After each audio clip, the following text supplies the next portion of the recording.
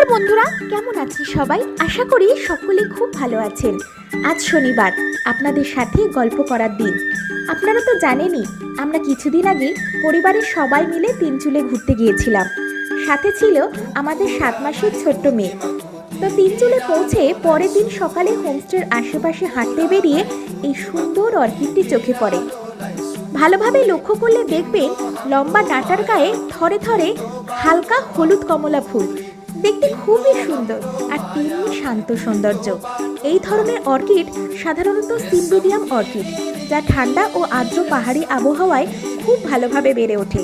তাই তিনচুলের মতো জায়গায় এরা স্বাভাবিকভাবেই এত সুন্দর ফুল দেয়। কলকাতাতেও রাখা যায়, তবে একটু বেশি যত্ন লাগে। সরাসরি রোদ এড়িয়ে আলোতে রাখতে হবে, আর্দ্রতা বজায় রাখতে হবে। আর যেহেতু কলকাতায় শীত কম, গরম বেশি, তাই ফুল আসাটা কিন্তু একটু কঠিন হতে পারে। এই অর্কিডটি তিনচুলের সেই শান্ত ঠান্ডা সকালের সুন্দর স্মৃতিগুলি আবারও ফিরিয়ে দিল। প্রকৃতির সাথে চলুন, বায়োফিলিক মনের সাথে থাকুন। ধন্যবাদ।